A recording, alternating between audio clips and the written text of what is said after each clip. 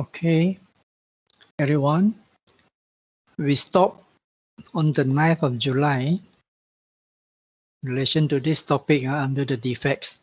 So earlier section on defects is related to the CPC issue, then the defects liability comments, and what are the things that the architect need to look into before the certificate of practical completion to be released. Okay, so now here this topic 1.16 is more towards the defects to be rectified by the contractor, and some of the defects are contractor's responsibility, but there are some more defects may not be under the contractor's responsibility.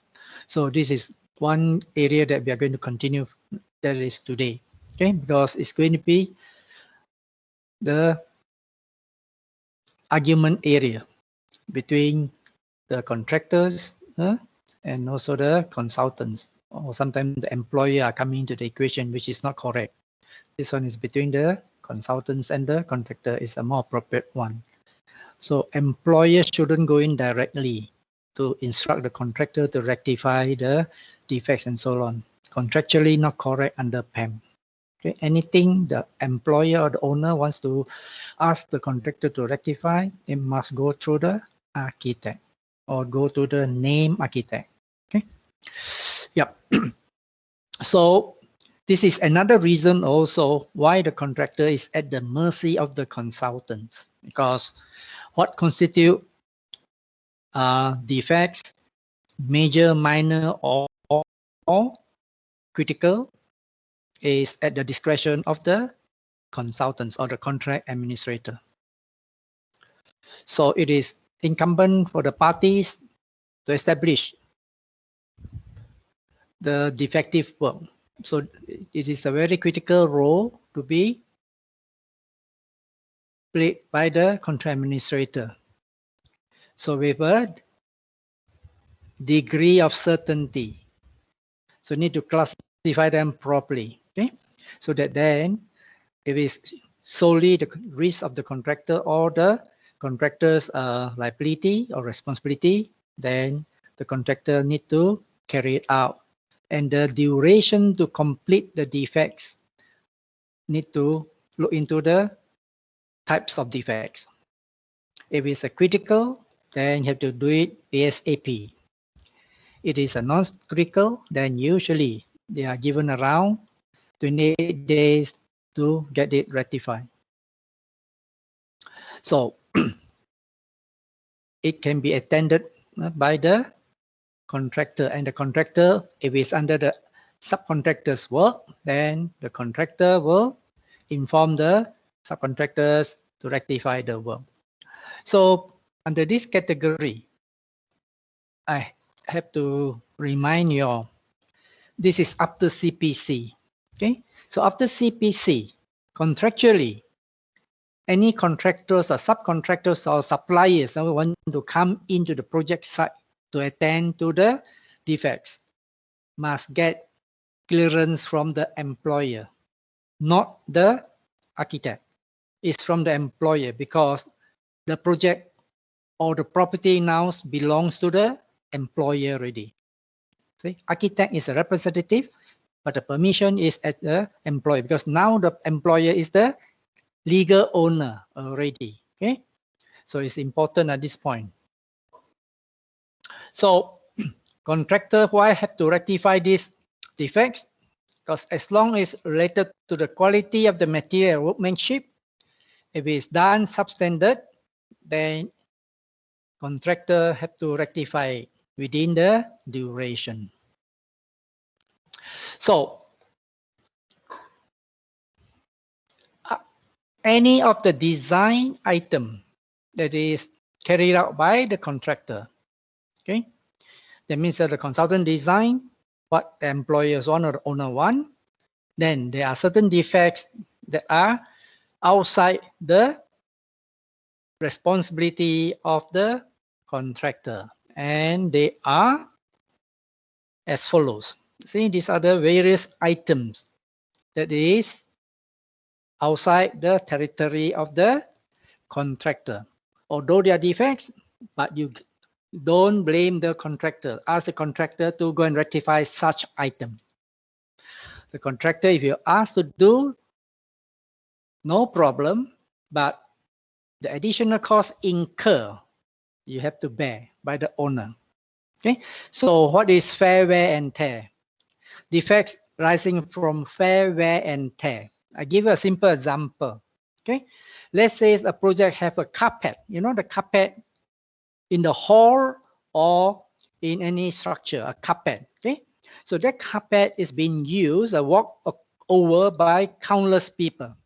So definitely after for months, you will find that the carpet will be so-called wear off, or some other areas might be torn depending on the type of shoes that the people are wearing. So if that's the case, example of carpet under fair wear and tear, you can ask the contractor, please replace the whole carpet. The color also change, and also the shape also change, because there will be depression. Okay, so this is not contractor's problem. Now, fair wear and tear example, that is a carpet, and also sometimes the painting at the wall, where you find that the people sitting at the chair have their back of the chair rubbing against the wall, and the paintwork are all worn off.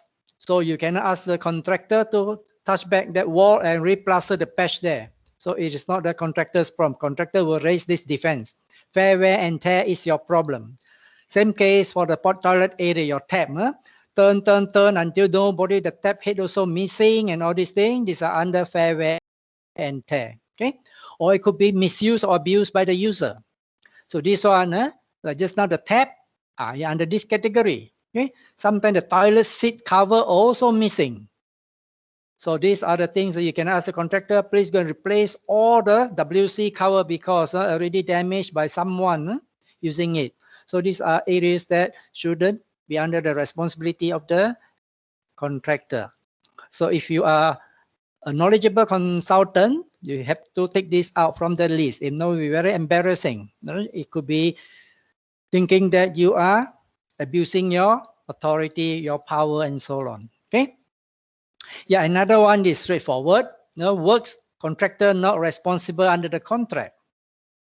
So there are certain item that is carried out by a third party. Okay. So definitely that third party have to rectify it, not the contractor, because for obvious reason, there is nothing contractual under this. If it's something done by others, you cannot pass it to the contractor unless contractor there is a supplementary agreement willing to undertake such type of repair. That is a separate matter. Okay. So, and also when it is time bound, now this is after the defects liability period or after that the specialist is out.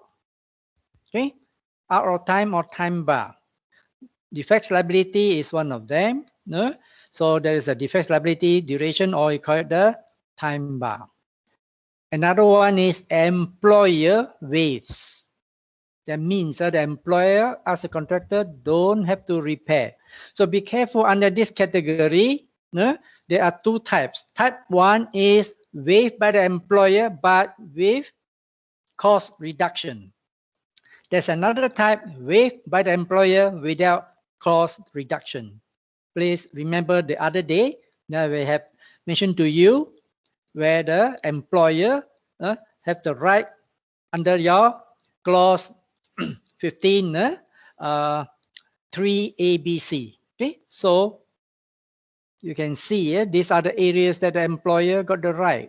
15 ABC.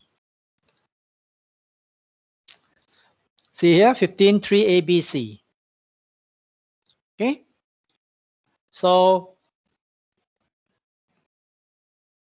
the employer can grant additional time or ask the third party or leave it. Now, this is the 15.3C. Okay. And then ask the consultant to do a reduction. So if the employer invoke this 15.3C, then the QS and the architect will be busy. Okay, so if we waive by the employer, but without any cost incurred, then that's it. no reduction. Okay, and then this is interesting. Having a number of causes. So the defects that could be caused by multiple parties. Okay, so if that's a case, you have to identify which party is the dominant cause. If the dominant cause of it is the contractor, then contractor will have to rectify. If the dominant cause is not the contractor, that means which is not attributed to the contractor, you cannot force the contractor to rectify that defects. So these are samples of the areas that is defects within the system after the work is completed, and yet contractor is not responsible. Apart from all this, contractor is responsible. So CMGD, Certificate of Making Goods Defect. This one we call it CMGD. Okay. So what is the significance of this Certificate of Making Good Defects? In short, it is a CMGD. Okay. So if you look at your clause 15.6, it will tell you when this item need to be issued. So after completing making good defects under 15.4, that's why please remember 15.4 is the last list. Clear?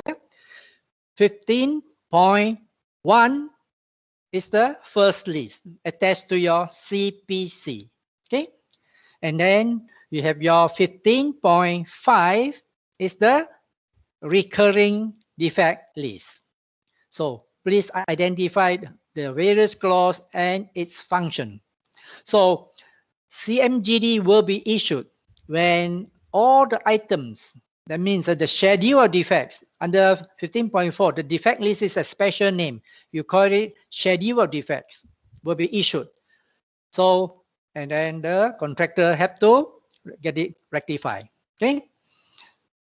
So once rectified already, the contractor will give a written notice to the architect that all the works already rectified. Okay. So upon receiving that notification by the contractor, the architects have 14 days or within 14 days to carry out the final inspection.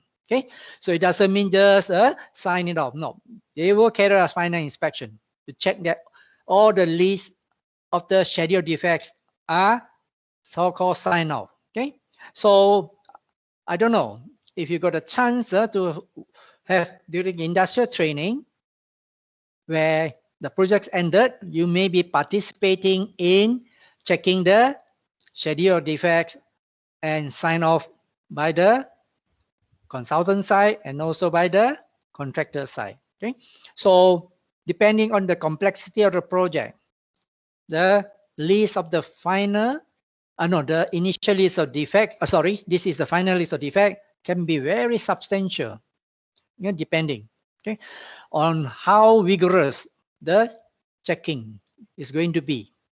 So don't be surprised that you can get files and files of the box size, where all the documents are there. The list of the defects can come to hundreds or even thousands of the items to be signed off.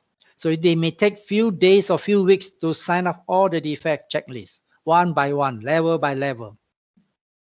Yeah. So now, upon receiving the notification under clause 15.6, then architect have two options to look into.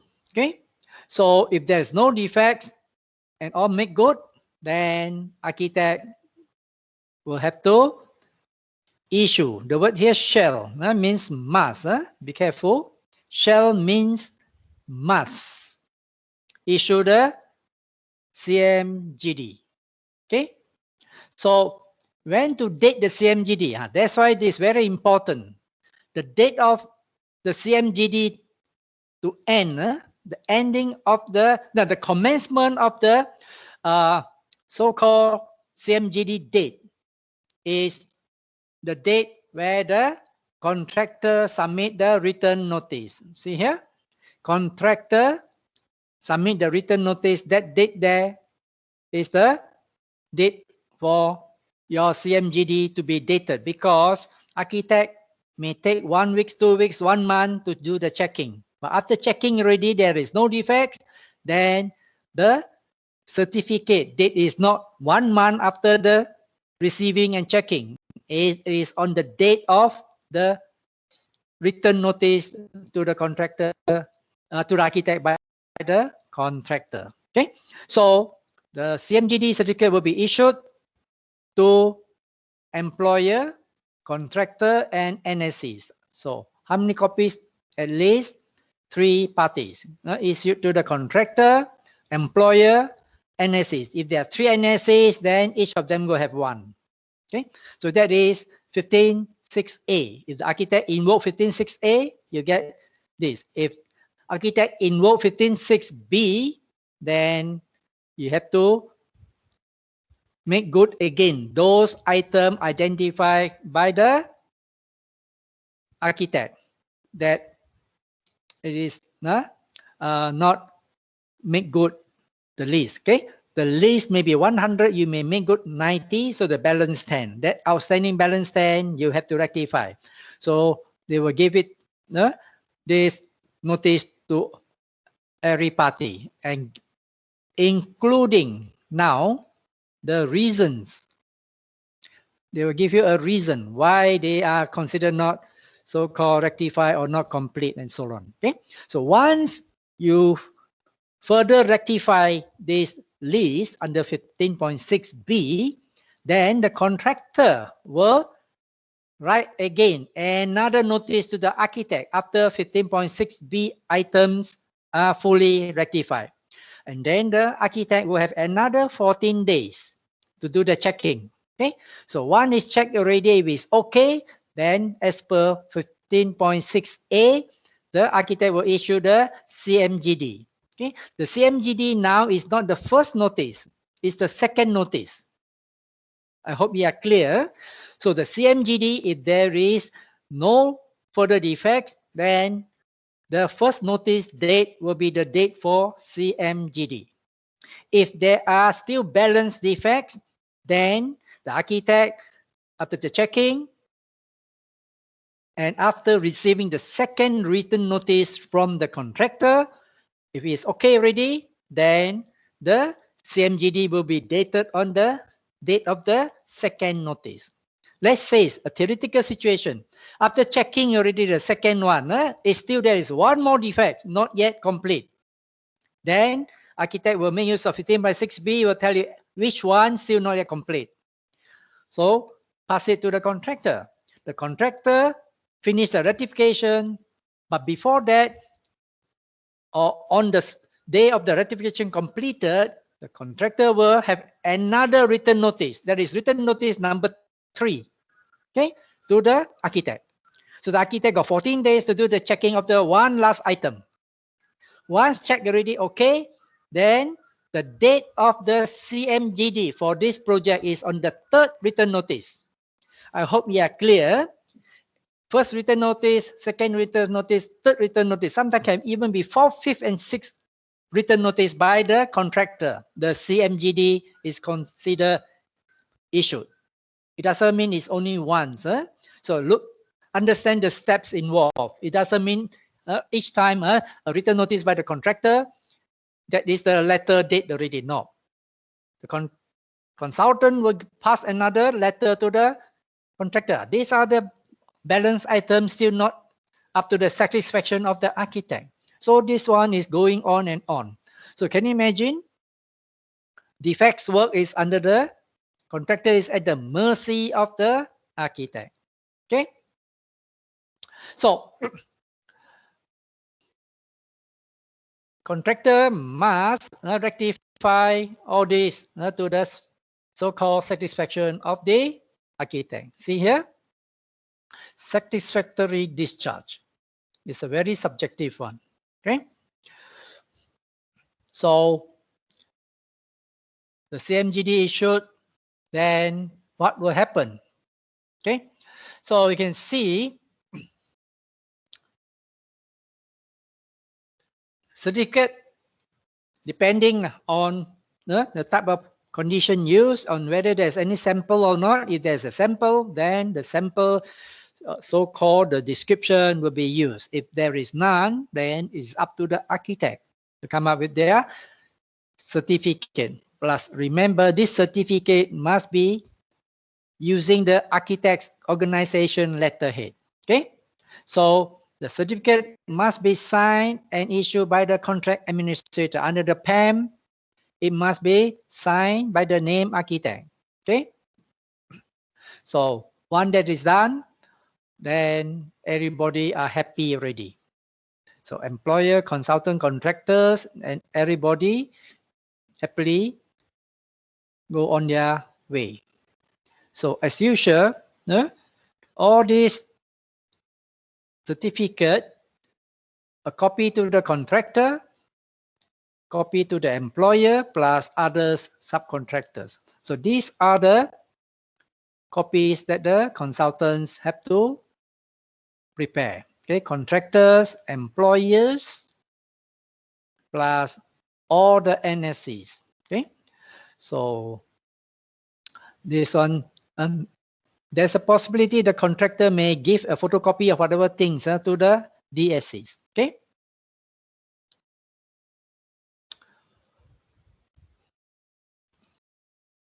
So this certificate, the date is all depending on the contractor's notification. Okay. So now the important thing is this. What is the significance of CMGD? Okay. So you have studied earlier in 1.15. Okay, that is the importance of the CPC. Okay, so you to compare this CPC and CMGD. The purpose or the effects are slightly different. Okay, so this in your CPC is the commencement of the defects liability period. Clear? So now CMGD is the end of the DLP. So CPC commencement, CMGD end. Okay. So this one, CMGD is important. Contractual responsibility of the contractor comes to an end on the defects. Okay. So any defects is no more. Okay. So this is the significance of the CMGD. You cannot raise it again unless there are certain special situations, which we are going to look into at our tutorial 3. This is very interesting question. Okay, so under the contractual provision, the right to rectify this is no more. Then there is a possibility you have to look into the common law provision. The common law is going to be slightly different. So what you're reading here are all contractual so-called rights and responsibility and so on. Okay, so it doesn't bring in the common law. Okay, usually common law is being looked into under your tutorial session. That is a higher level of understanding. Okay, so number 3, the final certificate. It commences the duration to commence a final certificate. In your CPC, commencement of the final account. See the difference? Okay, this one will trigger the duration, the timer to prepare the final certificate to the contractor. CPC, final account. See the difference? Please differentiate between final account and final certificate. Okay. Employer to release another 50% of the retention sum. Okay. So CPC, the first 50%, CMGD, the balance of the retention sum. That is CMGD. Okay. And also your performance or the guarantee, the performance security, the performance bond for projects, more often than not, have to be returned. The original performance bond documents have to be returned to the contractor, and the contractor have to return it to the bank. So this is important. Okay, liability of the guarantor or body issuing the performance security deposit comes to an end. That means the bankers, their liability comes to an end. How to come to an end? The original certificate of the performance bond or guarantee, everything have to be returned to the, as the owner, have to return to the contractor. Contractor will return it to the bank, and then the liability comes to an end. Okay. And also the insurance under the various insurances comes to an end. Because earlier I did mention to you the insurance will cover the work insurance is CPC, the work insurance comes to an end. CMGD, the maintenance insurance comes to an end.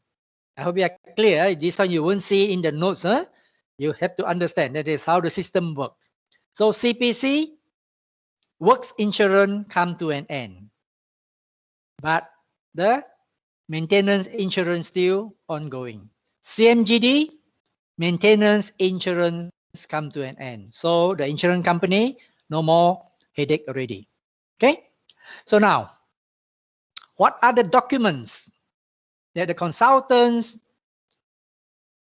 must ensure that the contractors comply before the CMGD issued? Okay.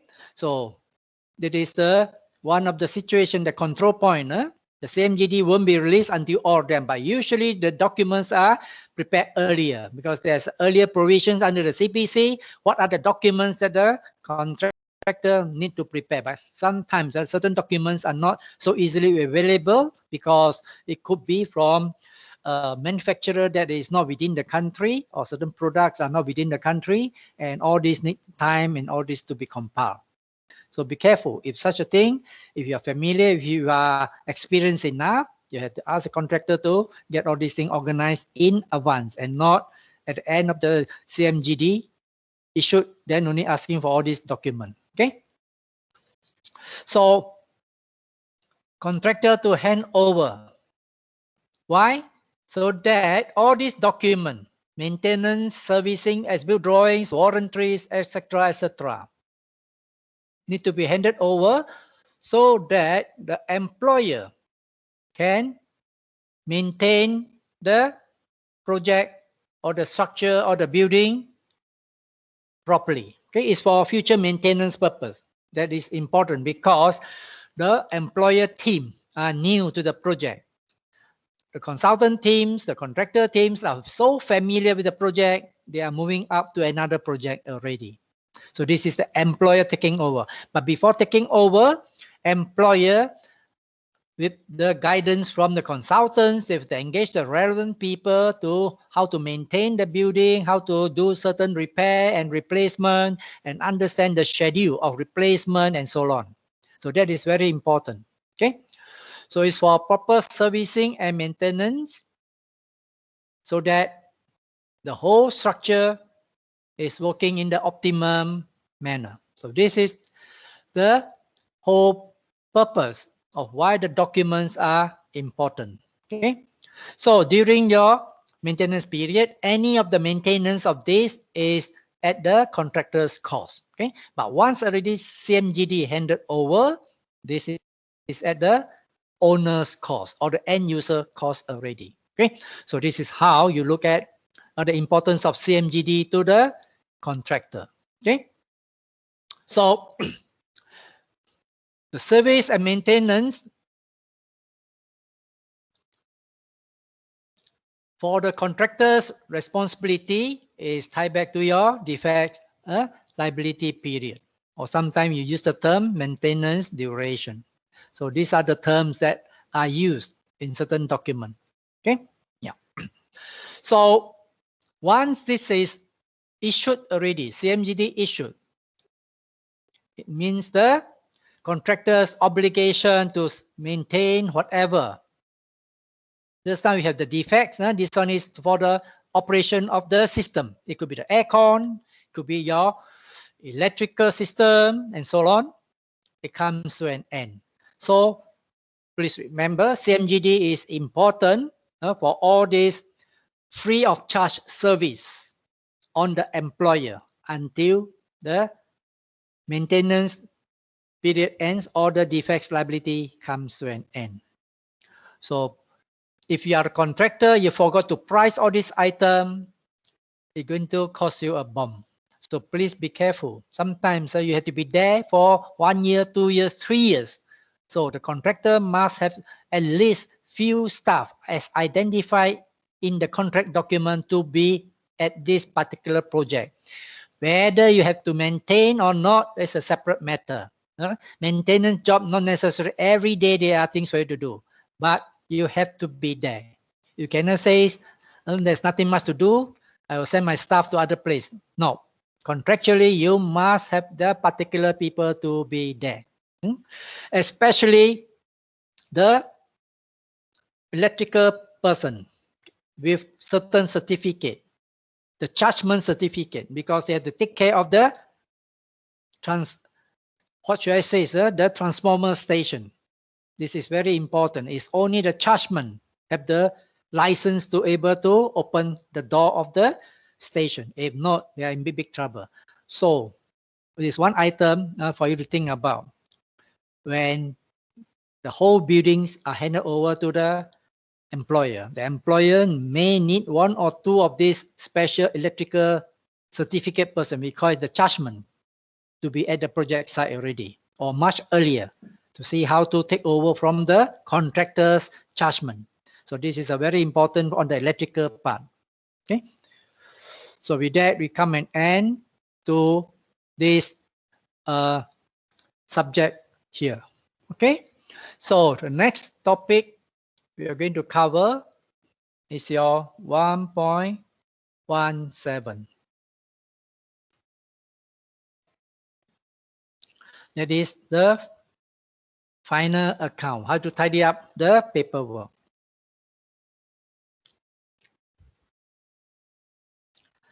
So you can see I highlight in gray. It means that this is a basic concept under the or general concept. More often than not, it ties back to the common law observation. Okay. Then we have the next sector that is under the PAM. So this is your contractual requirement.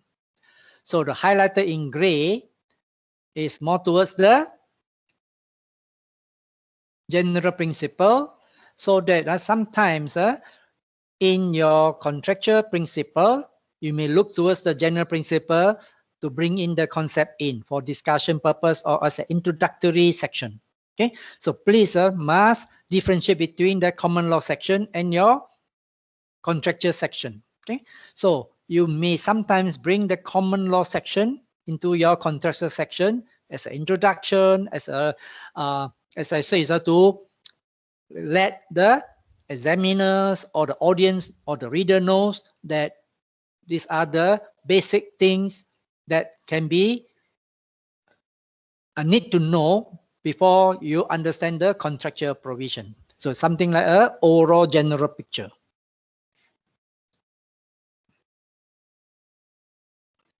So under the final account, so this is what you need to look into. Okay, because in the contractual provision, this final account is triggered by the contractor. The contractor must submit it within a certain time frame, depending on your document. See, so you can see from here, final account, the contract clause 30, clause 30 under the final account.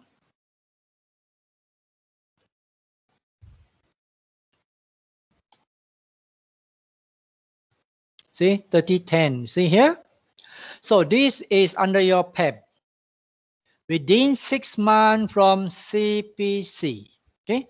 So the contractor must prepare, compile the documents from NSCs, all of them, 1, 2, 3, or whatever, okay? Even if they are domestic one, you will park under the main contractors. All the documents, those that are claimable against the employer. Okay, so during the progress of work, there are a lot of items the contractor may not be claiming, but they are entitled contractually. So this is the one last window for the contractor to submit everything. Okay, so there are times that are claims that are rejected by the consultants. So at this time, within these 6 months, the contractor will resubmit anything that they think they entitled, even though it had been rejected by the consultant, or you call the contract administrator. In this PAM is the architect. I hope you are clear. This it doesn't mean that once it's rejected by the architect, oh, this claim can be thrown away already. The QS don't have to look at it. Please don't have that misconception. It is the contractor rights within these 6 months to compile everything that they think they entitled, and then they will send it to the consultants, that is the QS and architect under the PAM contract, for their final decision, whether to accept or not to accept. In the progress of the work, the consultants, that is architect, they rejected it already. It could be rejected it once, or it could be rejected more than once, because the contractor may try to appeal during the progress of work. After the rejection once or twice, then the contractor will think over whether the items is still a good ground to claim. If they think it's a good ground to claim, then they will pack it in here, final account. Within 6 months, they compile everything. There are some claims that they go through that time after the rejection, they think that maybe this is not a good ground to claim now. That certain items will be deleted out from the contractor claim system. So please remember, okay, this is how the things working in practice. Consultants can reject as many times as they want, but the contractor got the right to claim as many times as they want. Okay, so but the final thing must be reflected or surfaced in the final account. So within these 6 months, it's very important for the contractor to go through which are the ones that they want to claim. But before that, the contractor need to get all the nominated subcontractors, so-called their claims and the supporting document to be compiled as comprehensively as possible. Okay, so one that is done already, the consultants, in this case, the QS and the architect, will have 6 months to start from there. So please be careful. This one is within 6 months. So after your CPC, you can draw a timeline, CPC. Okay. After that, CPC to submission, maximum is 6 months. If exceeded the 6 months, there's a possibility contractually, the consultant will reject this so-called final account. Okay. Or there is another option by the consultants as they go on later. Okay, so generally, if you didn't submit on time, there is another possibility that the QS or the architect will prepare the final account. Whatever information they have, they just come up with the final account. And then if the contractor want to object, it's going to be very difficult because you didn't submit anything for the consultants to finalize it. Okay, so this one we go afterwards. So this is the first thing is the date to finalize need to be complied. Okay, so this one you fulfill the contractual obligation, that is your rights to commence your final account is there already. Okay, so that the contract can be closed off timely. If you don't submit your final account, chances are the final certificate will be jammed out. So please be careful because the final certificate also is controlled by your CMGD. Okay, so final account commencement is the CPC. Final certificate is a CMGD. So all these are interlinked. So finalization of account is not a one-sided activity. It's both sides, both parties are involved. Okay. So contractor one side to compile, to submit all the claims on behalf of the subcontractors and so on. Okay. So this is important, and also those of the subcontractors, whether it's domestic or nominated, need to be submitted. Okay. So the deadline have to be strictly followed. So strict adherence to the deadline that is set. So in a certain document like our PAM here, they are given timeline, within 6 months, and also the consultant must come up with the final account within 6 months after their submission. Okay. So if you delay, there will be serious consequence on the part of the employer, because this is the employer's baby. Okay. So there is a controlling date of when the final certificate to be issued.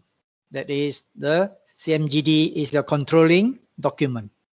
So sometimes the consultants and the employer might play tricks on the contractor by beholding this CMGD. So it's something that is contractually not correct. So what does the final account mean? It is a detailed summary of the work that is done by the contractor, plus various other entitlements. This is something important already. Not only the contractual work, but other entitlement. It could be due to claims, contractual claims, and also certain items that are not agreed upon, especially in terms of quantity and also the rates agreement. Okay, so all this need to be tidied up, then only the account can be closed. So the content, once it's finalized, it will be used as a reference to adjust the original contract sum. See, the original contract sum could be 10 million. But after you work up with all these items added to it, it becomes 12 million. So the final account is going to be 12 million. You have the plus 2 million. How to get the 2 million? That there are various items add up together to be the additional 2 million. So this is something for the QS to assist the architect in getting this done properly. Okay. So it is the final amount. So differentiate between the account and the amount. Okay. Final amount that the contractor is entitled. Contractor is entitled under the express provision of the contract, final amount. If it is going to be 10 million, that is, contractor will receive 10 million at the end of the day. Even though the contract, original contract sum could be 15 million. Okay, that will be omission.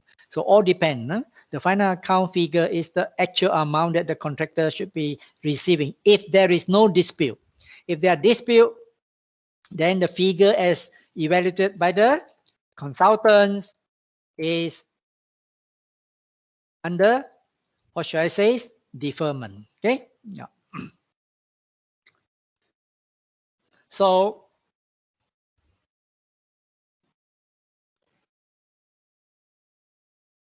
I think there's an overlap here. So there's a duplicate already, sorry. Okay. The same thing as the B. Okay. And your number C. So determination of the final amount due to express.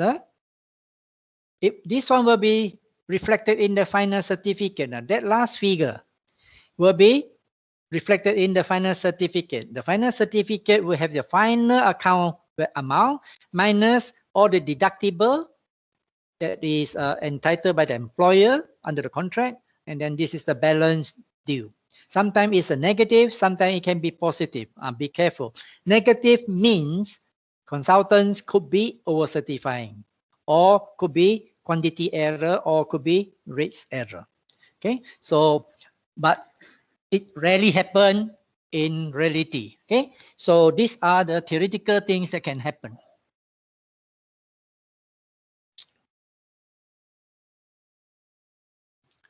Okay, we'll take few minutes break.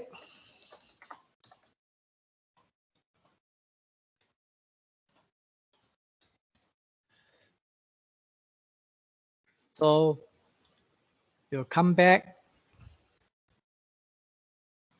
So now is 4:46. So 4:51.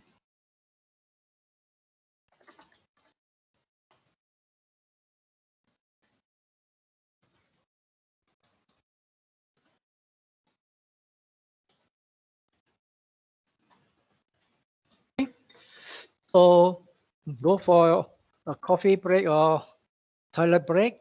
Okay, we'll meet up at 4:51. Yeah, for those, let me check attendance. 162.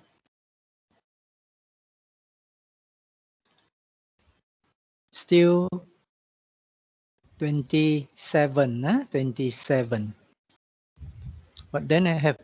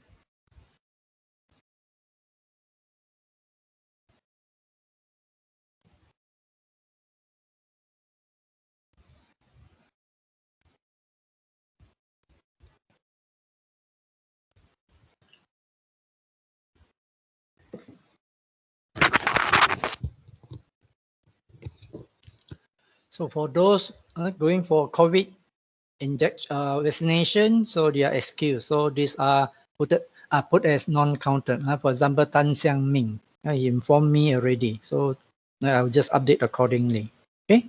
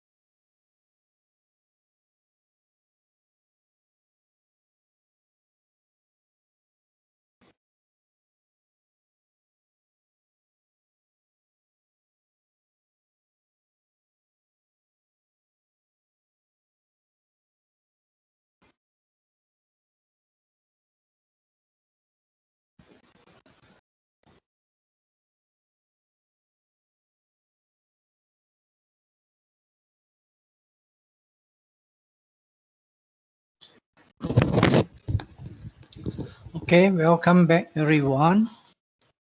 Yeah. Before proceeding, I believe majority of you are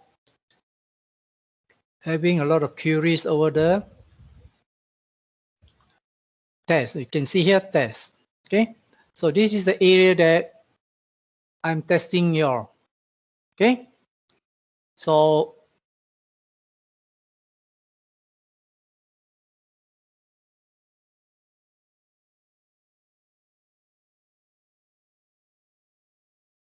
it's related to procurement. Okay, traditional and non-traditional. So you focus on traditional and non-traditional procurement. That is the area. So on top of that, I mentioned about the rules. So under traditional procurement, you try to understand the roles of the various parties. Okay, the various parties involved.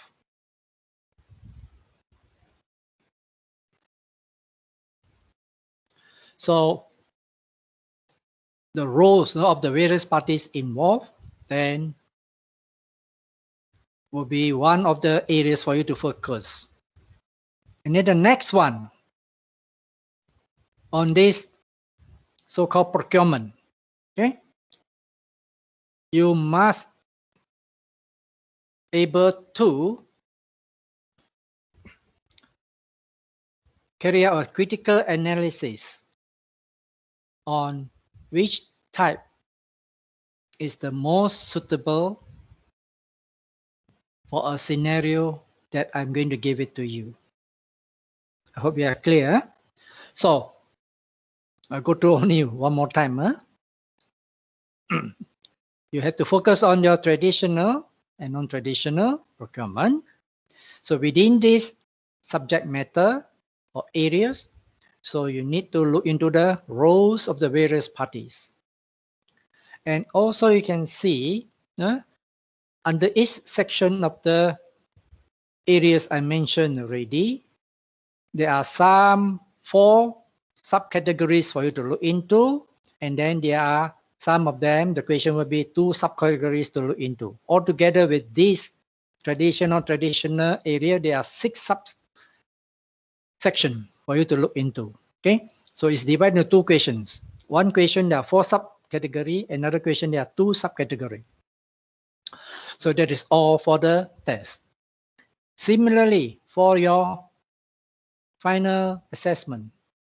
Okay, so these are the areas that you will be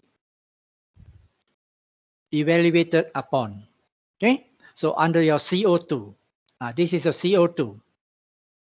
And then your assignment, where Mr. Azrin is going to give it to you quite soon already.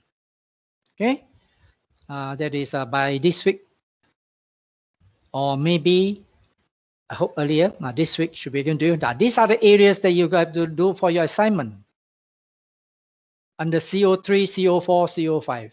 So these are the areas. So your assignment question definitely got 1 question related to CO3, 1 question related to CO4 and CO5. So this is a very transparent one for you to look into. Okay, because in your syllabus or whatever thing, these are available. Okay, what are things that you need to pick up before you graduate? I hope you are very, very clear now. Okay, so with that, I'll continue with the study here.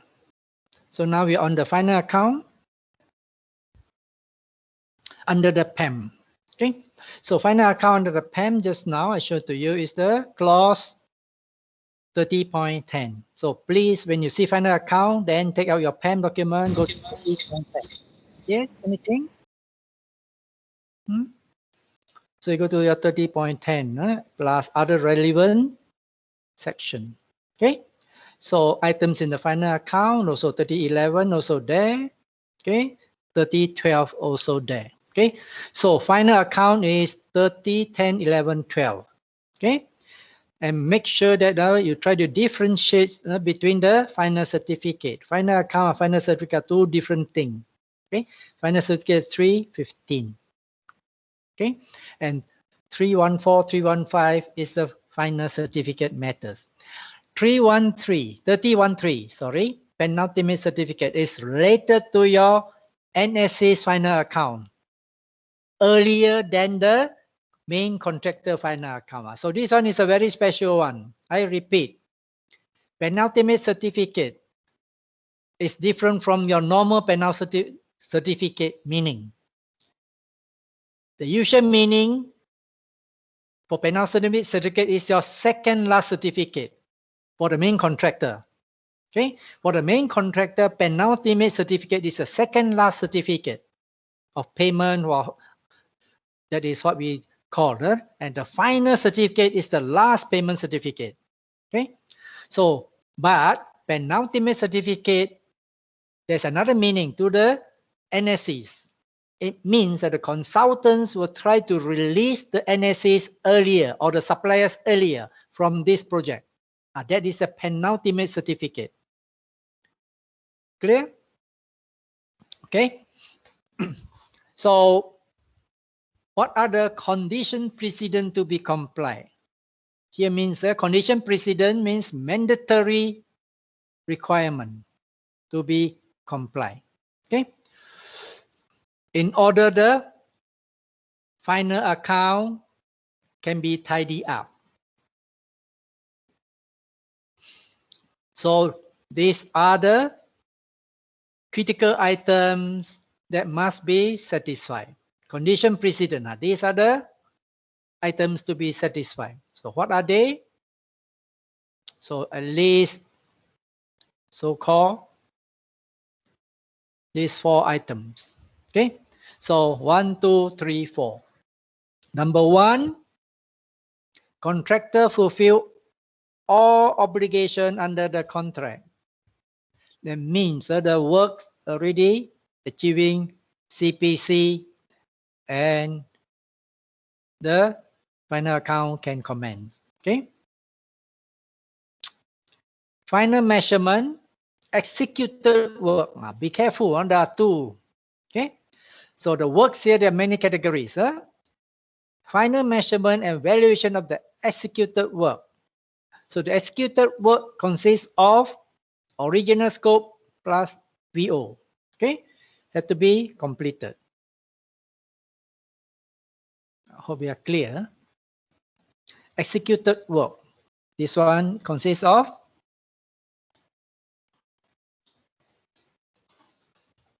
scope plus.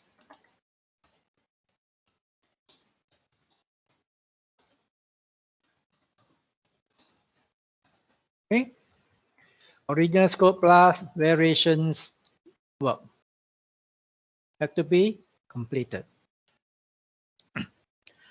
And also, there you are now, this one coming in already. All claims to which the contractor is entitled. So this one is the contractual claim that entitled. So this is more towards the claim category. So the claim category, if you look at it, that will be under the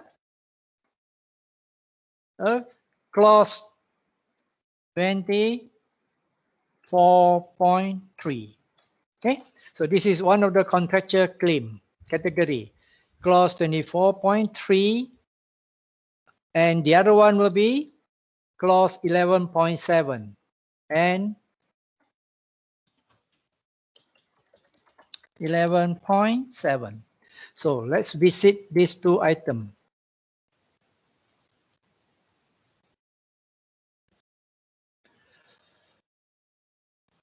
.24, 3, 11, 7. So these are the contractual ground that you entitle. 24, 3, A to O. See here? These are loss and expense claim you entitle. See here? Loss and expense that you entitle. So this is under the 24, 3A to O here. See here, A to O. Okay, all the items that under this category you're entitled. That means the contractual claim. But before that, the contractor must comply with these two items, 24.1A and 24.1B. Okay, so this one is money matters is this. Time matter is 23. Okay, so this one is 24.1A, 24.1B is money matters. Time matter is 23.1A and 23.1B. So this one need to be complied. That is one. Then the other category I mentioned is 11.7. See here? Additional expense.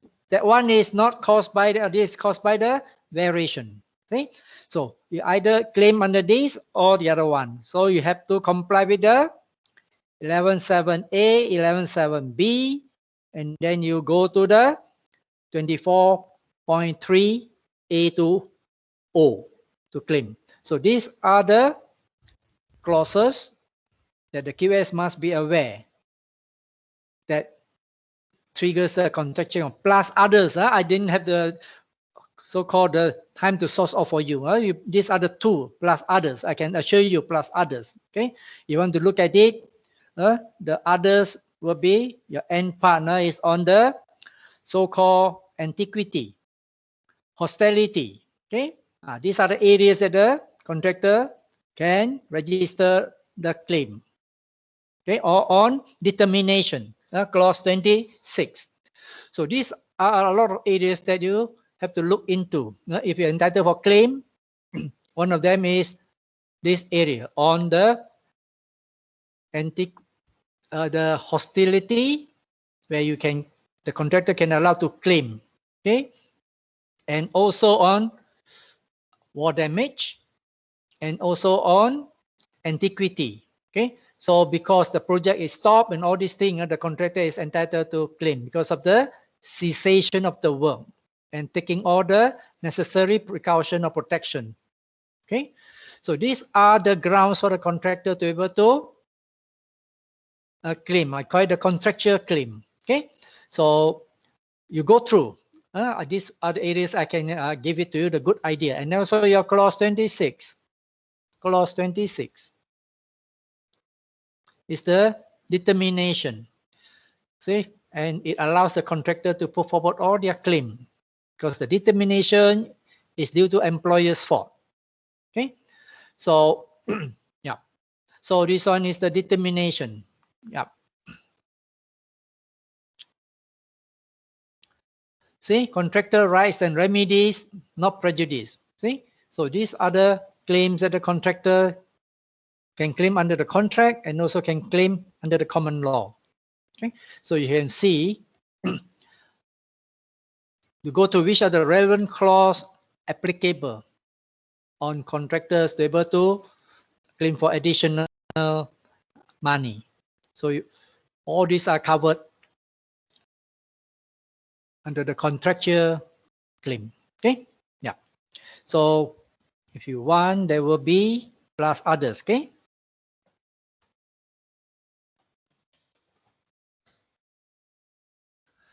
But the principle of the claim is under this direct loss and expense. That means you must have the causal link. Direct loss and expense must be linked to the event.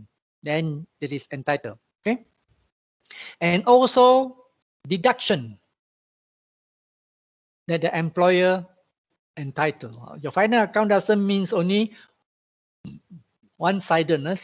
There are other areas that the employer entitled to able to deduct out from the system. So once it is done, then the architect or the QS should be able to produce the final account. Usually, if there is no dispute, it's quite straightforward. If there are dispute, then the final account process is going to be drawn out. So whether you're using with quantity or without quantity, your PEM, the content and the clauses are exactly the same. No difference one. Okay. So It's only now the BQ that is press absence only. And also certain type of payment item to be modified. So you look at the clause 3010 as what was shown just now. Okay. So within 6 months, after CPC, without the CPC, the time zone study. Sorry, if the CPC is keep on holding, I pity the contractor. If the CPC is tied back to the CCC and the project is delayed, I don't know, by umpteen months and even years because the CCC is not issued. Yeah, contract where the CPC is linked back to CCC. I can't imagine within 6 months after CPC, I don't know when can they produce when to produce a final account. When the final certificate, when the certificate of practical completion, you don't know when it can be issued. So please be careful. This is a very dangerous additional clause by the consultants and the employer in the contract. Okay, so the contractor will put in a very heavy item of the risk in terms of the time to be spent at the project site, because the contractor cannot run away. Because once the CPC is not issued, contractually, the liability of the contractor to maintenance period haven't started. Can you imagine that? It's terrible. If this one will be delayed by 5 years, extreme case, the contractor had to hang around the project site for 5 years without doing anything. Just sit down and wait only. So it's very, very terrible clause that is included. So please now pay special attention to all these unfair conditions and terms in the contract, which may give rise to a situation when no tenderers or contractor is willing to participate if you have this type of clause in the contract in future. I won't be surprised. All the contractor will gang up that this is horrible. Okay, it's suicidal contract. Then you realize that this unfair condition shouldn't be reflected in the document. Okay, so within 6 months must send to the architect and QS all the supporting documents, okay, including the NSAs and the NS, so that the final account can be prepared. So who usually get involved first? It will be the QS. The QS is the first party.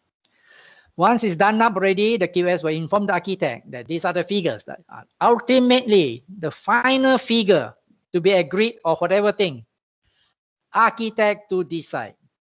QS recommend, architect certify. Okay, so ultimately is the architect, because the signatures on the documents and all these things, the architect is representing the client or the owner. Okay, so how long to finalize? Within the QS and the architect, I use the word within the QS and the architect, they have 6 months. It's up to the QS and architect how to share the 6 months. Sometimes the architect may give the QS, okay, 5.5 months, because the architect may take 1 or 2 weeks to go through the document before sending it out to the employer and the contractor. Clear? So within 6 months for them to share. When they have received all the documents from the contractor. So this is an area that the consultant can act unfairly by using this item. All documents from the contractor. So there are possibility that the consultants at the end are going to be reaching 6 months already, write a letter to the contractor. So Mr. Contractor or Miss Contractor, your document is incomplete. Can you submit to me these are the various documents that are not complete? So do you know the impact of this? That letter, when the consultant send it to the contractor at the end or almost at the end of the 6 months, contractor had to comply with that document and compile. Once it is compiled already and send it to the architect or the QS, the date to finalize the account, the new timeline starts, another 6 months. given to the QS and the architect. So now, can you realize what I'm saying all along? The consultants can make use of this item to play the fool with the contractor. Okay, but as usual, consultants must act professionally. But if they don't want to act professionally, now this is one item that they can make the contractor crazy. Clear? So before the end of 6 months, send one letter, extend another 6 months. Before another 6 months, send another letter. See? So theoretically, they can repeat it several times, but it is not professional. What to do? Sometimes in the construction industry, you find all kinds of consultants, all kinds of parties involved. Not to say consultants. Sometimes the contractor also behave very unprofessionally. Okay, submit documents in all sorts of pieces and papers. Expect the consultants to evaluate them properly. You have that type of contractor. Okay, so it doesn't mean the consultants are the one that create the problem. More often than not, sometimes the contractor are the one because, as you are aware, majority of the contractors do not have the finance or the so-called the resources to be able to compile a very nice final so-called account or final claim. So that is the weakness of the contractor, and the consultant can take advantage of that weakness. Okay, so in reality, if you're talking about professional grouping of the contractors and professional grouping of the consultants, this one shouldn't happen. So in the event fail to submit the document, this is another situation. Okay, fail to submit. This one is not submit partially. It failed to submit. Okay, that means the contractor didn't submit anything. What can the consultants do? Okay, so architect and the QS will find a way to come up with their figures. Okay, so the architect and QS nevertheless means no matter how, they will come up with the figure. So this is what it means here. If you didn't submit, no problem. QS and architect will sit down basing on what the documents or what information they have, they compile, and then they will send it out to the employer and the contractor. But this one is not the 6 months. Okay, they are not given 6 months. They are given 15 months from CPC. Okay, so it's 15 months from CPC and not 6 months. They have 15 months. If contractor fail to submit, that is after the 6 months expiry date, then consultant have another 9 months to get it done. Isn't it correct? 6 months expiry date, then the next day, the 15 months minus 6 will have 9 months to come up with the final account. It's not 15 months. You got 9 months. Consultant got 9 months. I hope you know the arithmetic. Here is a straightforward arithmetic. Because you got 6 months for the contractor to submit, isn't it? If the contractor didn't submit within 6 months, then only you know there is fail to submit. Okay, so you cannot say fail to submit when it is only 1 month after the CPC. You won't be able to determine. Fail to submit means did not at the end of 6. This is the meaning. Fail to submit, did not submit at the end of 6 months. So then you have balance of 9 months to tidy up the account. And that tidy up account, contractor cannot challenge much already because they didn't submit anything. Okay. So after you have already made all this valuation, you give the contractor a copy and also the employer a copy. Okay, the copy of the final account. Because this one will tell you how to adjust the original contract sum. Okay, so please be careful. The original, the summary of the final valuation or the account to adjust the contract sum is subject to this so-called correction. Okay, so these are the areas that can correct, that is described below. Clause 31, 11A to D. Okay, so these are the areas for you to look into, A to D. That is below here. So it's subject to this correction. A to D here. These are the correction that can be made in the final account. Okay, so where there's a error and whatever things, so you can see. But then, now I mentioned earlier the two situations. Okay, if there is no dispute, the dispute not necessarily contractor, it can be the employer. Okay, after receiving the summary of the final account already by the consultants, so the employer and the contractor each of them got 3 months to decide whether to accept the QS and the architect valuation. Okay, if accept, then the project is tidy up, and then after this, the final certificate can be issued. Okay, so if there is no dispute, if there is a dispute,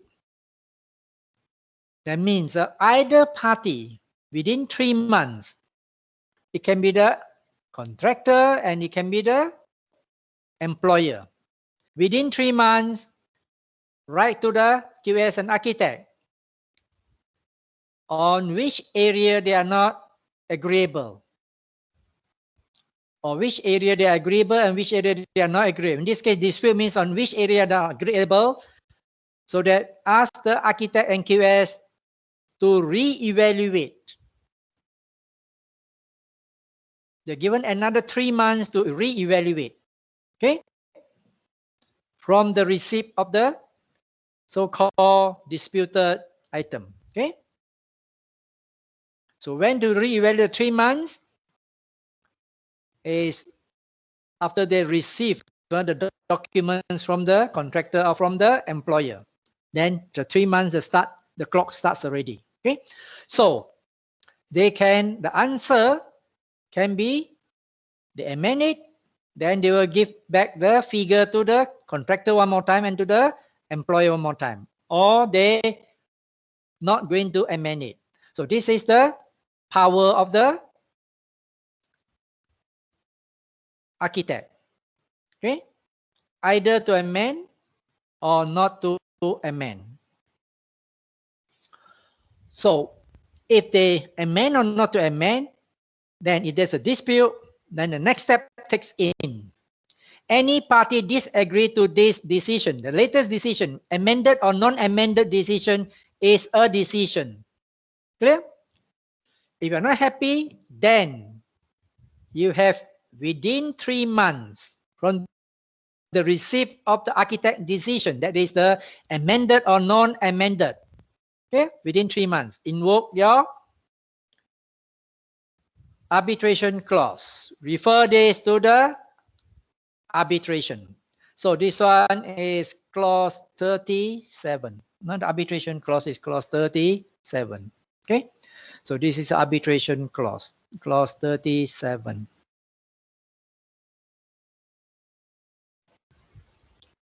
See here, arbitration clause 2018 is changed to 37.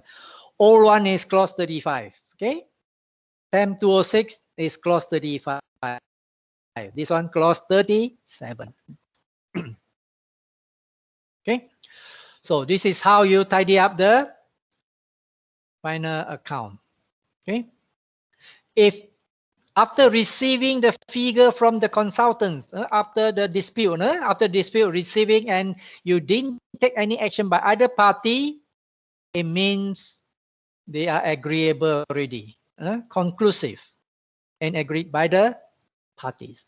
So this is how you tidy up the account. Without dispute, very fast. Here, without dispute.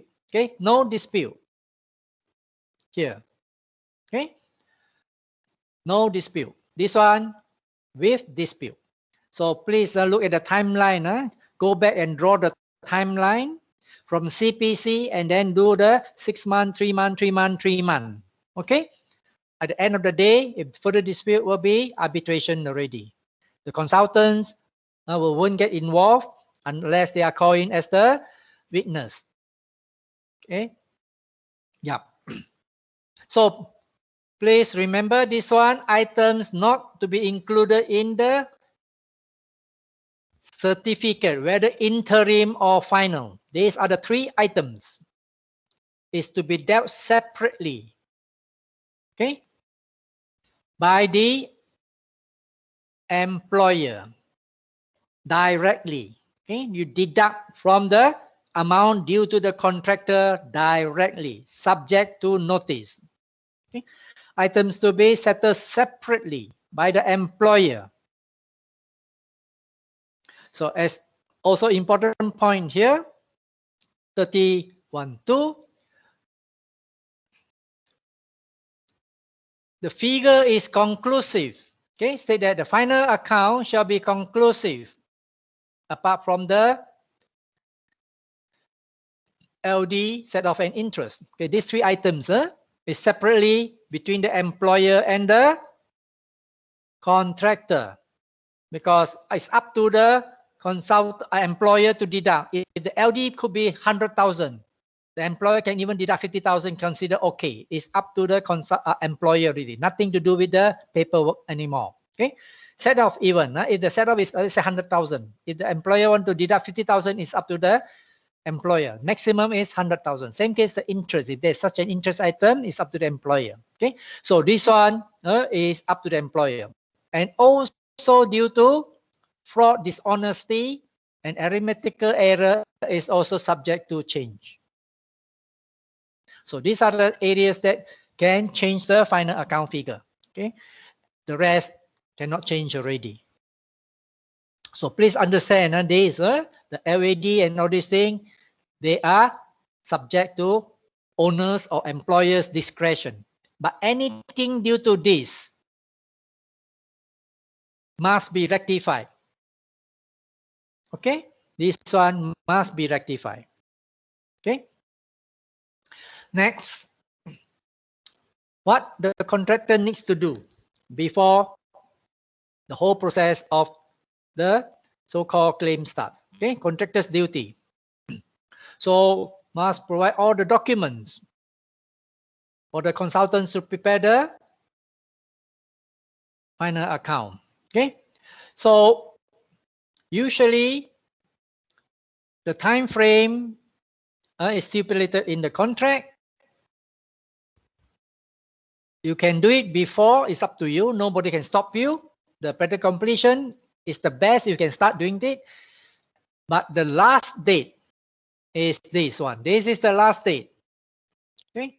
So you can do so-called stage final account. Now this is what the norm in the industry. Before practical completion, okay, work below, go and tidy it up. Then go to the frame as the building are progressing. Tidy up, tidy up. Then the last part is only very small section, except the disputed items or the claims item. Then it's easy to finalize already. If you leave everything until the last day, 6 months plus another 6 months or so, you cannot finish. This is what I can see in a lot of the projects that I am handling. Consultants cannot just finish within the time frame, okay, if they don't start early. So important, the relevant document within the time as stated, before the practical completion or within 6 months after the CPC. Okay, or sometimes there is a further request for information you need to provide, because it will trigger the time of their finalization. Okay, so now contractor failed. Okay, then this is what the consultant will do. It's repeated up there. Okay, they will unilaterally go and do the evaluation for the amount, and at the end of the day, contractor right to object. So this is the risk of the contractor. If you don't submit, they submit. At the end of the day, it's very difficult for the contractor to object to the consultant's valuation. Okay. So because you have to prove that the consultant is doing something wrong, apart from negligence or fraud. If you can prove negligence or fraud, then that is always reviewable. Okay. But if you didn't submit and the consultant prepare the figures, then chances of your right to object will be slim already. Okay. So if you want to object, this is the standard required. On the balance of probability that you say that the consultant's evaluation is not so correct. Okay. So the format of the final account, I believe when you do your PPP 1 and 2, we have gone through this many times already. Okay. So these are the content of the final account. If the item A is to adjust the contract sum. So how to adjust the contract sum? First of all, you have to look into the VOs. VOs can be positive and negative. Be careful. And then contractor's claim that is submitted within the 6 months, or it can be in the progressive manner. So these are the additional payment entitled by the contractor for certain additional testing or material or opening up that they are entitled. So these are the areas where the consultant have to add into the contract amount for the work done or whatever thing. And also sometimes there are fees, okay, or charges that the contractor do on behalf of the employer.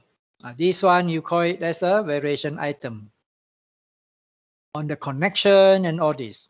Okay, so that's why when you want to do tidy up the account, it's going to be very tedious. Okay, it's not so, what should I say, straightforward. Plus remeasurement of the work, remeasurement for this one is tricky. Okay, for provisional items in the BQ, definitely it must be recalculated or remeasured.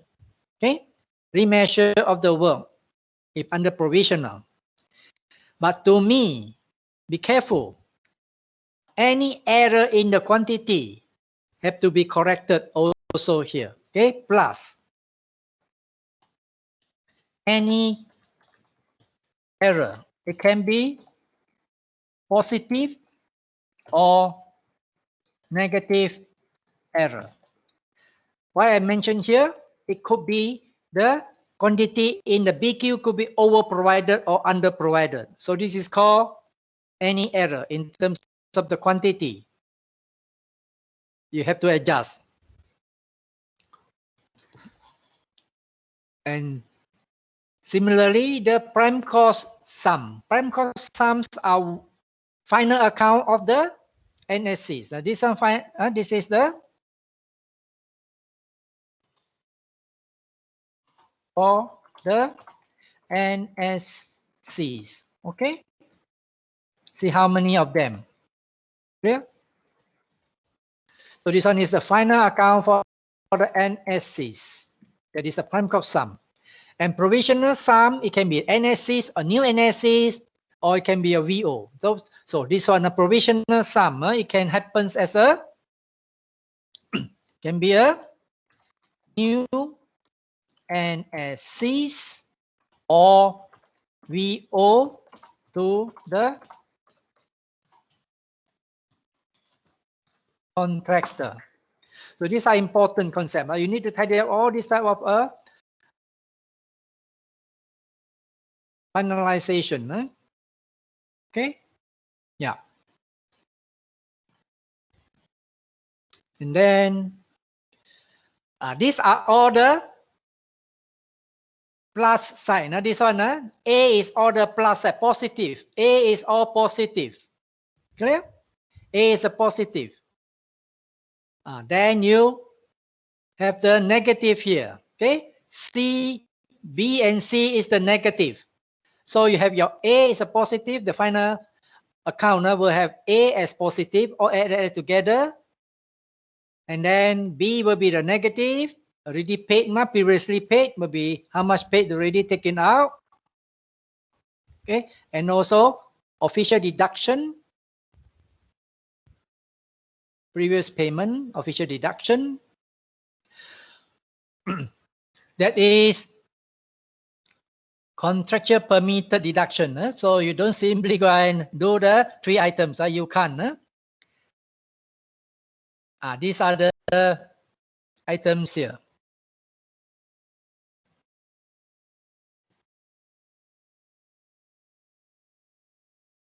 Miscellaneous adjustment. So now,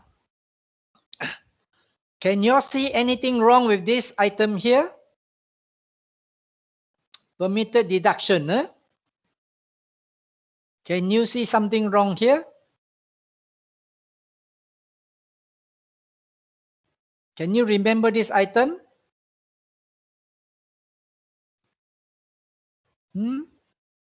Any of you, can you remember this item? That is your 15. 3C. Can you remember 15.3C? Clause 15.3C.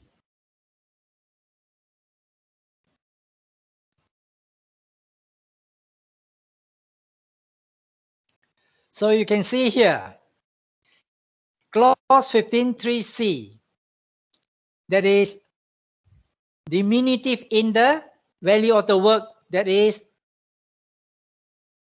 not to be rectified. Okay, so you deduct under clause 30.4. Clause 30.4 is what? Set off, isn't it? So set off. You look at the set off. What are the 3 items not to be reflected? What are the 3 items not to be reflected? These are the 3 items, isn't it? Okay. And what is this item here? Is set off clause 30.4. So sorry, this one is not valid here. Take it out. It's illegal deduction here. So please remember, this one is illegal. Okay, this one is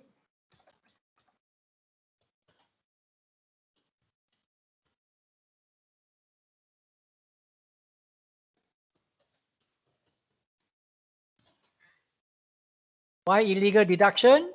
I already explained to you. It's a private deduction. Okay, that's why in the contract, at the end of the day, you do your final account. If you are the consultants and you put all these things and the item there,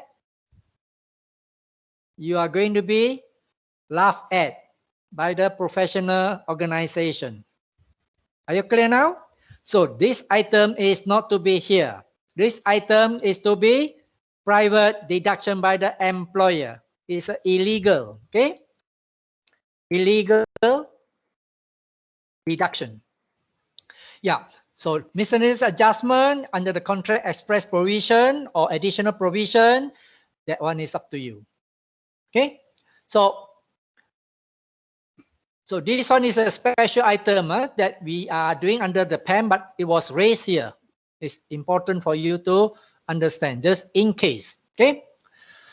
Upon the adjustment of contract sum, they have a certificate of adjustment. That is in JKR. There is such a certificate. We are working for a government project. There's such a thing. Okay? But for PAM, there is no such thing as certificate of adjustment of contract sum. Okay? It's the finalization of the account and the final certificate. Okay, you don't have this certificate adjustment or contract sum. Okay, yeah. So this is how you understand. And then the next category is the final certificate. So the final certificate is this. Under the general concept, this is a very important one because once this is issued, the power of the contract administrator is totally wiped out already for that particular project. No more authority to issue any certificate. Okay, so this is the importance of the final certificate. Okay, so once the contractor fulfill all their obligation, okay, under the contract, the consultants need to look into when to tidy up the account and then when to issue the final certificate. If there is no dispute, if there's a dispute, the timeline will be slightly different. If there's no dispute, the timeline are very straightforward. Okay, yeah. So before the final certificate, sorry, concept on final certificate, not final account.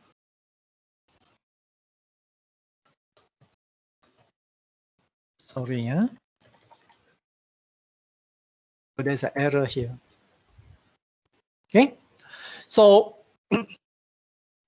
these are the documents must be issued. If you don't have this type of document, there's no way that the certificate, final certificate can be issued. So you need to have your CPC and CMGD issued already. Okay, so if not, the final certificate cannot. Okay, so there you are. Penultimate certificate. So be careful now.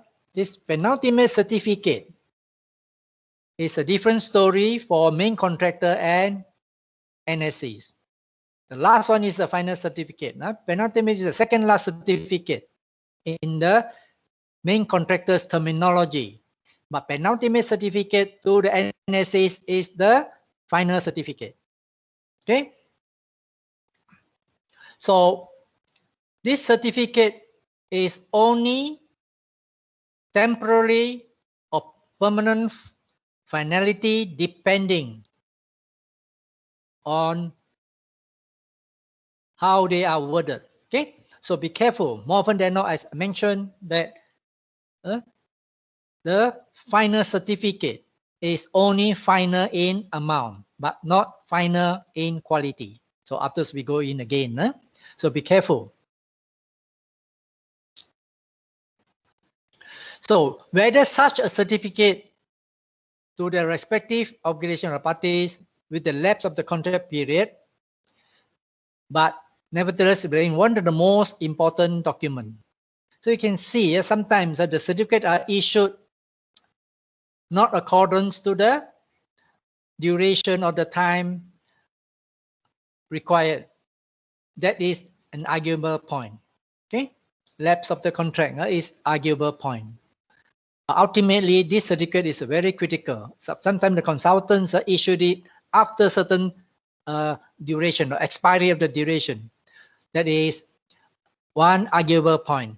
But ultimately, the final certificate date is the date where the power of the consultants expire. Okay, so more often than not, if you don't issue within the time frame, usually it's going to be the breach of the contract on the part of the employer. Okay, because contractor is waiting for it to tidy up everything and then go to new project. Okay, so owe it to the significance of the final certificate, all contract usually have this type of provisions. Okay, so this is the characteristic of the final certificate. It can only be issued upon the expiry of the contract period. That is for the main contractor. Okay, main contractor, it must expire of the original contract duration or is extended. Okay, the word contract duration is the original or the extended contract duration. Okay, only authorized person allowed to issue. That's why I say for PEM is name architect. It is the last of the certificate issued. The very, very last certificate. Once issued, then the contract administrator rights are expired. So it means that the obligation for performance is really come to an end already, okay, in terms of the paperwork. But more often than not, if you interpret it properly, contract so-called ends is actually the CPC. Okay, so but this certificate in terms of paperwork, everything are tidied up already contractually. So the contract administrator now becomes functus official. Please remember this name. What is the meaning of functus official? What's the meaning of functus official?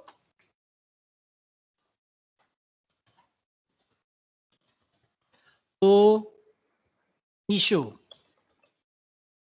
any certificate. Expire.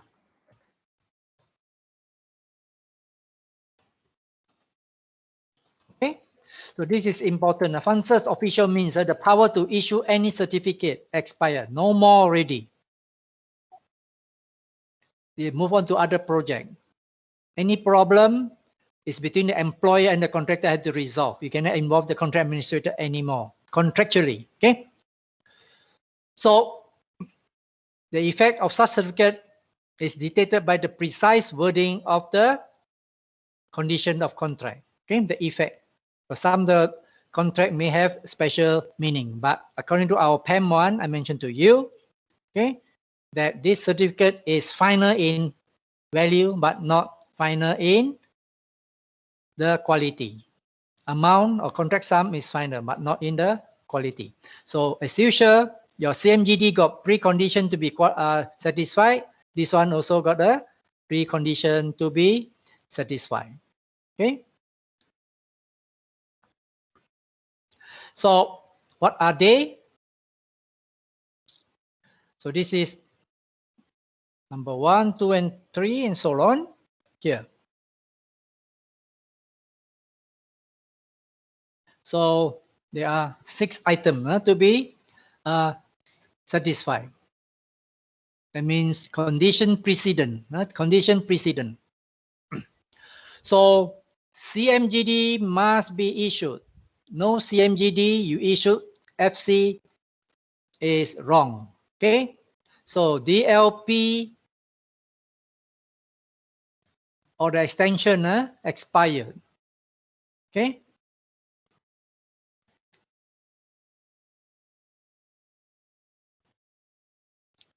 Sometimes in projects you have the maintenance certificate also. The defects liability period 1, then the maintenance certificate.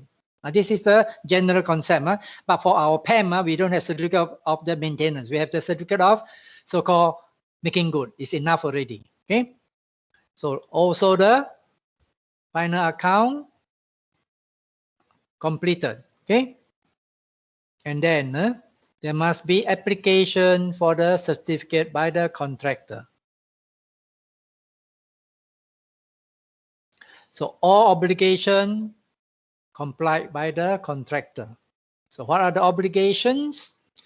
There are documents, okay, indemnities, warranties, as-built drawings, so-called commitment. All these documents must be passed on to the consultant and then to the employer. So when to issue? As usual, you look at the condition of the contract. That's why here this is a general one. They don't say anything. If you look at PAM, there is a timeline after we go in PAM below.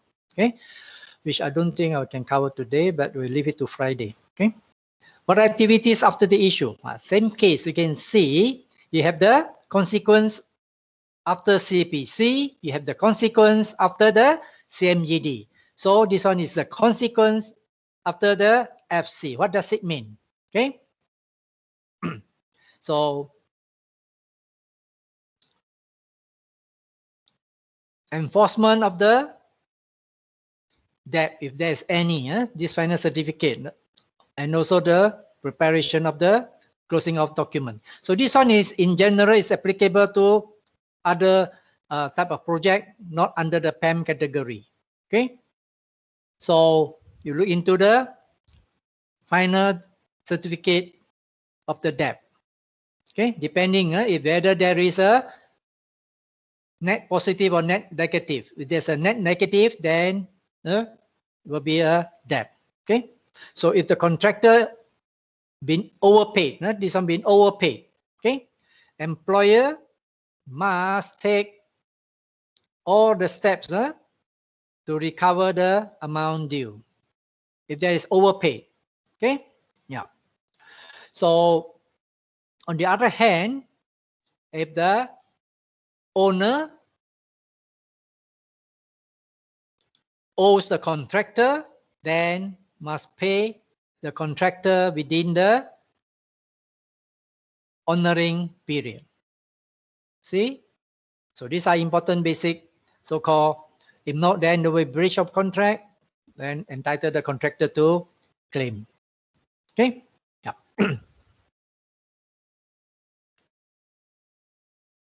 So all these preconditions must be complied, especially if there's a net payment to the contractor. Okay? If not, then the final certificate trigger the commencement of the amount that is due.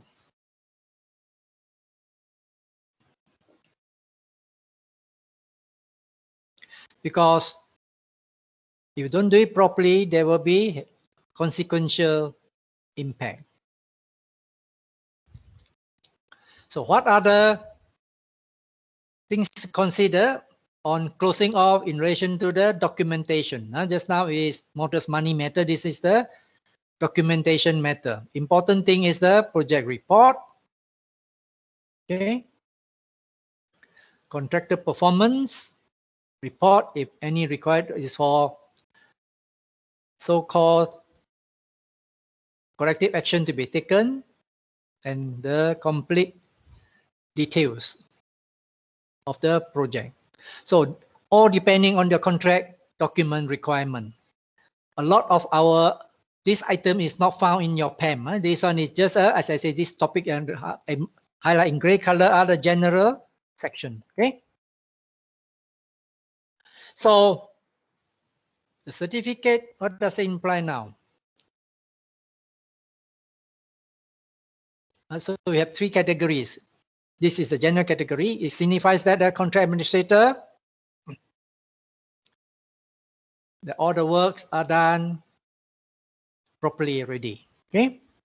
So the amount, the final amount due to the contractor is shown here.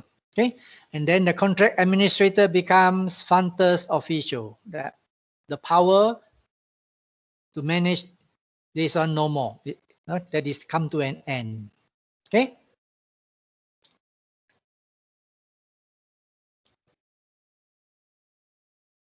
So consequently, the contract administrator decision have to be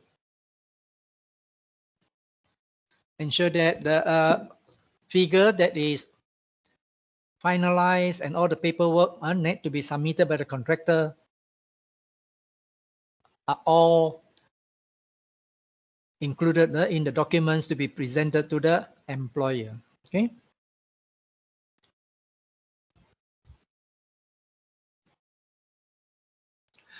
So how many documents or how many pieces at the end of the day, depending on the contract document.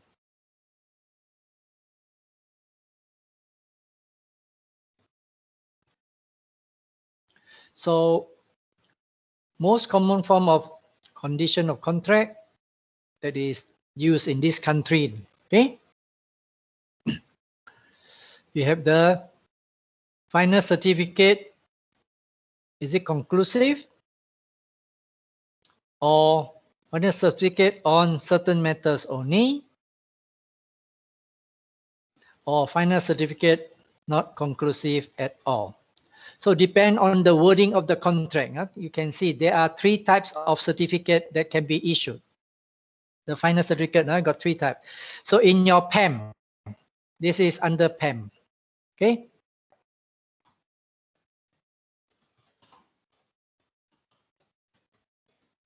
This is the one.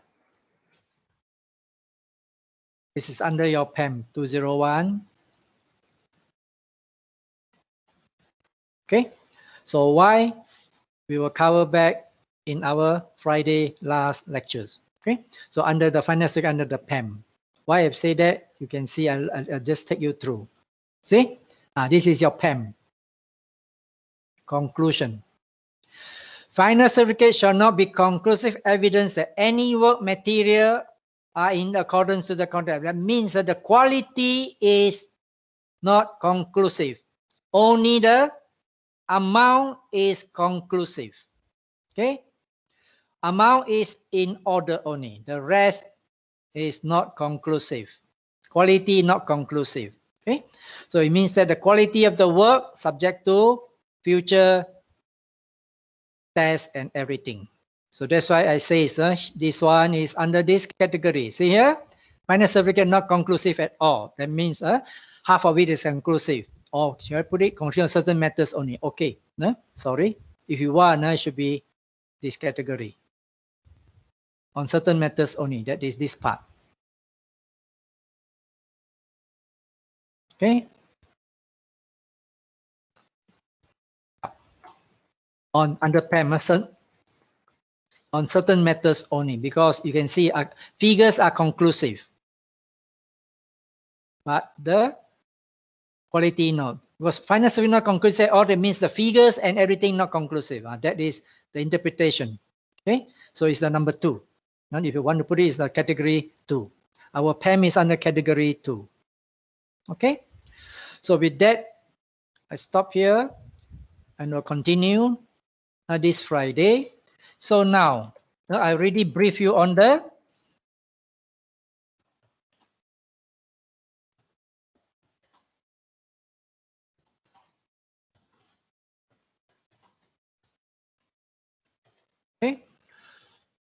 on the test, that is this Saturday.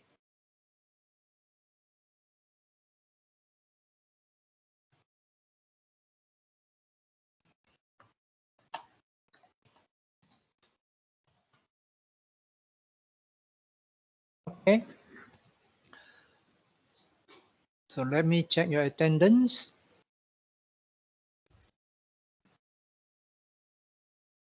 $175. So this is the best figure already. No, 176 then, because one of them. So you have 14. 14 of you are absent. 14. Okay. 2, 3, 4, 5. Okay, 5 here. Okay, here. 6, 7, 8, 9. Okay. 9, 10, 11, 12, 13. Oh, 14. Just now that one. Okay. So let me check one more time. Yeah, it's 175 present today. Okay. So I will save it already.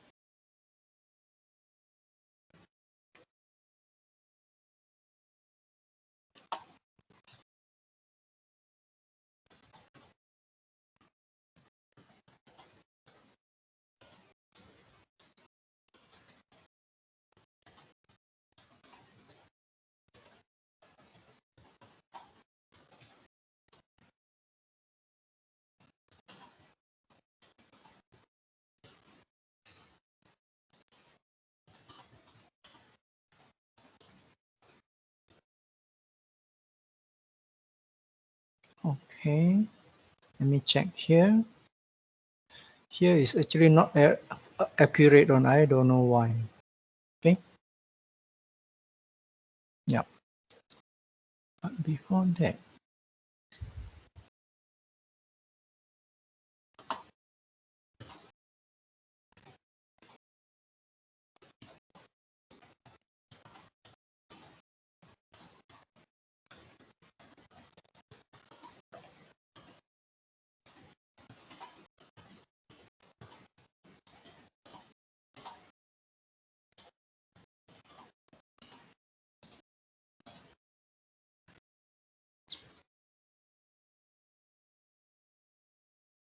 okay, let me check through.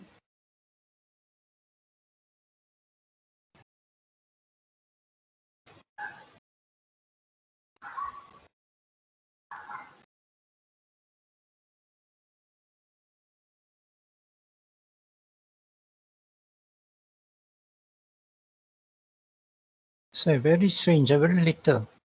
Something very, very wrong with this system. Okay.